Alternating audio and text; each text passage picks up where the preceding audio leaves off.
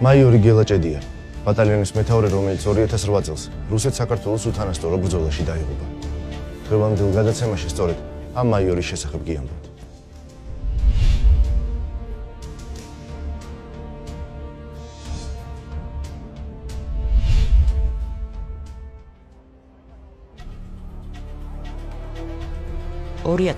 წლის 7 აგვისტოს 53 ბატალიონში განგაში გამოცხადდა. ეს სასწავლო განგაში არ ყოფილა. ბატალიონის პირადი შემადგენლობა საბრძოლო ამოცანის მოლოდინში დისლოკაციის ადგილზე შეიკრიბა. 8 აგვისტოს ქვედანაყოფმა ეს ამოცანაც მიიღო და მის შესრულებას დაუყოვნებლივ შეუდგა. ბატალიონს მაშინ მაიორი გელა ჭედია მეთაურობდა. მაიორი ჭედია გამოცდილი სამხედრო იყო. მისი კარიერა ჯერ კიდევ 1995 წელს დაიწყო გაერთიანებულ სამხედრო აკადემიაში. იმ წლებში ქართული ჯარი რთული არჩევანი იყო. არც ხელფასი ყოფილა მაღალი და არც ყაზარმა კომფორტული. ერთადერთი რაც მაშინ შეიარაღებულ ძალებში ნებაყოფლობით წასვლას ედგა მიზეზად, მხოლოდ შემართება და იმის ცოდნა იყო, რომ ჯარში არ მუშაობენ, აქ მსახურობენ და ემსახურებიან საქართველოს. მაშინ ძალიან მოუჭირდა ქვეყანასაც და რა თქმა უნდა თავდაცვის მინისტროსაც ხშირად გქონდა რომ ახლა არ ვიტყვი ახლა ხაზარ გოუსტავრას ჭამთით რას ვავდით აგვეცვავ ასე მაგრამ არ იყო არაფერი ასე რომ ვთქვათ დახეულები გეცვახული მაგრამ მაინც კურსანტები გვერქვა და მაინც ჩვენ საქმეს ვაკეთებდით დინჯი ასე ახასიათებენ გელა ჭედიას მეგობრები რომლებიც მას ჯერ კიდევ აკადემიაში იცნობდნენ ახალგაზრდა ასაკის მიუხედავად მისი გადაწყვეტილებები ყოველთვის გაწონასწორებული და გათვლილი იყო. სამხედრო აკადემიის შემდეგ სწავლა კოჯრის სპეცდანიშნულების სკოლაში განაგრძო. 2003 წელს სწორედ გელა ჭედია იყო ის მეთაური, რომელმაც 5-ჯვრიანი დროშა პირველმა ააფრიალა ერაყში. 99 წელს დაამთავრეთ აკადემია ორივემ. შემდეგ ჩვენი გზები ისევ ერთად იყო. სახლობდით სპეცდანიშნულებაში, კოჯრის სპეცდანიშნულების ბრიგადაში. ვიყავით პირველ მისიაში, რომელიც პრეზიდენტ შევონაძის დროს იყო ერაყში, მაშინ კოჟრიდან ერთი გაძლიერებული ოცეული იყო იქიდან წასული, სულ 32 სამხედრო მოსამსახურე.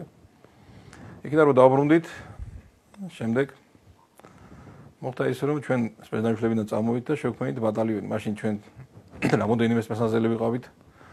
ბათუმის სარგებლო ბატალიონში ვსახურობდით და ეს ბატალიონი ჩამოვაყალიბეთ. ვიტყვიან ჩვენ გისეზე მოხდა მაგ ბატალიონი ჩამოყალიბება. 8 აგვისტოს ბათუმის 53 ბატალიონმა საბრძოლო დავალება მიიღო.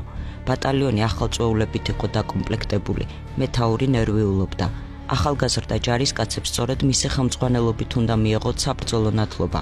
ამას ემატებოდა ის ფაქტიც, რომ მაიორი ჭედიას ორივე ძმა სამხედრო იყო და როგორც სხვები, ისინი წომობდნენ. 8-ში გამთენისას ამოცანა მივიღეთ და ნაწილი ბატალიონის გადაადგილება დავიწყეთ ზემოფრისისკენ.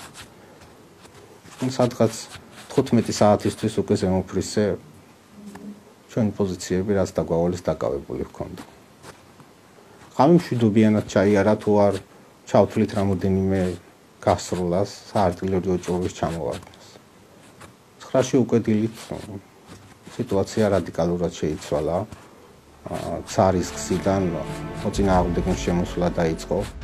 ვითარების შესახებ ბატალიონის მეთაურს დაუყოვნებლივ მოახსენეს. გამოცდილ ოფიცერს დროის კარგვა არ უყვარდა და ჯარისკაცებთან ჩავიდა. როგორც ყველა კარგი მეთაური, გელა ჭედია საკუთარი მაგალითით ხელმძღვანელობდა და არასოდეს მოსთხოვდა ჯარისკაცს იმას, რისი გაკეთებაც თავად ან არ შეეძლო, ან არ სურდა. აქვე გავიხსენებ ერთ პატარა ეპიზოდს, როდესაც შევედით პრესის სიმაღლეებზე ორი დროშა ფრიალებდა. ერთი იყო რუსეთის ფედერაციის, მეორე იყო ეგრეთ წოდებული სამხრეთ ოსეთის რესპუბლიკის. დამიძახა მე და მითხრა, აი ეს ორი დროშა უნდა იქნეს ჩამოხსნილი და მის ადგილზე უნდა იყოს ქართული დროშა აფრიალებული. რა თქმა უნდა, შევუდექი ამ ამოცანის შესრულებას და ეს ორივე დროშა 10 წუთში იქნა ჩამოხსნილი და საქართველოს დროშა ფრიალებდა ფრისის თავზე. ეს დროშები მაქვს შენახული და როდესაც გაიზრდება გელას პატარა ვაჟკაცი ლუკა, მე ამაყად მოუყვები და ამ დროშებს გადავწევ სამახსოვროდ. 9 აგვისტოს მოწინააღმდეგესთან ახლო ბრძოლებში გელა ჭედია დაიჭრა. იგი საკუთარმა ძმამ ჩამოიყვანა გორის ჰოსპიტალში, თუმცა მისი გადარჩენა ვეღარ მოხერხდა. იქ არ უნდა ყოფილიყო ესეთ მაიორი ჭედია, მაგრამ ისეთი პიროვნება იყო, ყველგან ხოლმე შდებოდა. და რო შევხედე, ხელში მყავდა აყვანილი, თავი დავიდე. უცებ დაუძახე ჯარს რომ ისა კედელი გაეკეთებინა, ნუ კიდევ არ მოხვედროდა. ეგეთი ალბათ შეიძლება კინოებში აბეურს ნანახი, მაგრამ რომ ჯარისკაცი მეთაურს თუ ესე გადაიღობა და ცოცხალი კედელი გაუკეთა, მაშინ პირველად დავინახე რეალურ სიტუაციაში. ნებისმიერ ჯარისკაცი მზად იყო, რომ თავის თავი გაეწერა მეთაურისთვის. ხუჩას დაურეკია, რომ მე ვერ ვეტყვი ორლევასო და თქვენ გააგებინეთო. ვერავინ ვერ მითხრა. ჩემით მივხვდი, აი რაღაცა რომ ჭირდა, მაგრამ რა მჭირდა ვერ მივხვდი, იმიტომ რომ სამივე იქ იყო და სამივე ჩემთვის ერთი იყო, ერთი ტკივილი იყო. და მე ისევ ჩემით მივხვდი, რომ ალბათ გელა მეთქი და გელა მოასვენეს. გელა ჭედიას ორი შვილი დარჩა, ლუკა და ლანა. პატარა ლუკა წლინახევრის იყო, თუმცა მამაც ახსოვს და ისიც იცის, რომ გმირია. სამხედრო ფორმაც აქვს იმ განმასხვავებელი ნიშნებით, რომელსაც მაიორი ატარებდა.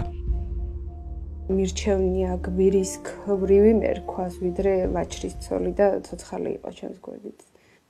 აი ცხოვრება რომ დატრიალდეს ისევ, გელა ისევ იგივე სიზამდა და რა თქმა უნდა მეც იგივე შემართებით ხირს ჩემი წვალება იმად რომ გელას შვილების დედა ვარ. გელა ჭედია ვერც სამხედრო პატივით დაკრძალეს მშობლიურ სოფელში. გზები ოკუპანტებს ჰქონდათ გადაკეტილი და მისი გადასვენებაც მოგვიანებით გახდა შესაძლებელი. სიკვდილის შემდეგ მაიორი ვახტანგ გორგასლის სახელობის პირველი ხარისხის მედლით დააჯილდოვეს. მისი თანამებრძოლებისთვის იგი დღემდე მისაბაძი მაგალითია, თუ როგორი უნდა იყოს საველე მეთაური. მე მინდა რომ რაღაცა მოხდეს, მეც ეს მდგომარეობაში გადამეფარო ჩემი ჯარისკაცი, იმდენი მინდა დავემსახურო. და ვინ ჩემნაირი მეთაურია, სულ ყველა იყოს გელასნაირი მეთაური. ეგეთი თავგანწირვდა და ეგეთი სამშობლო სიყვარულით. ომიდან გრევისა და სიკვდილის გარდა გმირობის მაგალითები და ლეგენდებიც გრჩება. ის რაზეც შემდეგ თაობები იზრდებიან და რითიც ვამაყობთ. მთავარია არ დაგვავიწყდეს მათი გახსენება და მოყოლა. საქართველოს უახლოეს ისტორიაში ასეთი მაგალითი სამწუხაროდ ბევრია. ოფიციალური მონაცემებით 2008 წლის ომში 170 ადამიანი დაიღუპა. ეს ციფრი სტატისტიკა არ არის. ეს 170 ადამიანის გმირობის ისტორიაა, რომლის შენახვაც თითოეული მოქალაქის ვალია და სწორედ ერთ-ერთი ასეთი ადამიანი იყო საქართველოს შეიარაღებული ძალების მაიორი გელა ჭედია.